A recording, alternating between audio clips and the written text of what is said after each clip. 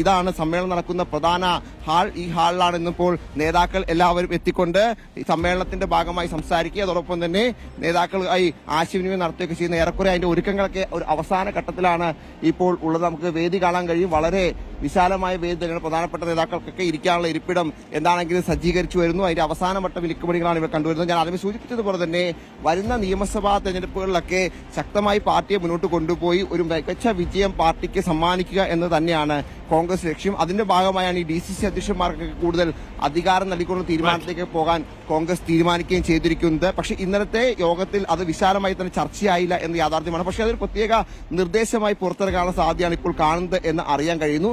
അതോടൊപ്പം തന്നെ ഈ ബൂത്ത് തലങ്ങളിൽ പാർട്ടിയെ ഏറ്റവും അധികം ശക്തിപ്പെടുത്തിക്കൊണ്ട് മുന്നോട്ട് പോയെങ്കിൽ മാത്രമാണ് മികച്ച ഒരു വിജയത്തിലേക്ക് പോകാൻ കഴിയുകയുള്ളൂ എന്ന് കോൺഗ്രസ് കണക്കുകൂട്ടുന്നു. അതിന്റെ അടിസ്ഥാനത്തിൽ DCCകളിൽ ശാക്തീകരണം എന്നത് അതിന്റെ അടിസ്ഥാനത്തിലുള്ളൊരു നീക്കമാണ്. അത്തരത്തിൽ ഉള്ള നീക്കങ്ങളുണ്ട്. അതോടൊപ്പം തന്നെ ഇന്നലെ വിശാലമായ പ്രവർത്തക സമിതിയിൽ 2 പ്രമേയങ്ങൾ ഉണ്ടായിരുന്നു. ആ പ്രമേയങ്ങൾക്ക് ഇന്നിപ്പോൾ AICC അംഗീകാരം നൽകും. അതോടൊപ്പം തന്നെ നേതാക്കളുടെ വലിയ രാഷ്ട്രീയ പ്രശ്നങ്ങൾ ഇന്നുണ്ടാകുന്ന കാര്യത്തിൽ യാതൊരു സംശയവുമില്ല. രാഹുൽ ഗാന്ധി, മല്ലികാർജ്ജുൻ ഖാർഗെ അടക്കമുള്ള പ്രധാനപ്പെട്ട നേതാക്കളെല്ലാം ഇന്നിപ്പോൾ ഈ വേദിയിൽ സംസാരിക്കും. കേന്ദ്ര സർക്കാരിനെതിരെ ശക്തമായ പോരാട്ടം മുന്നോട്ട് കൊണ്ടുപോകാൻ തന്നെയാണ് പാർട്ടിയുടെ തീരുമാനം.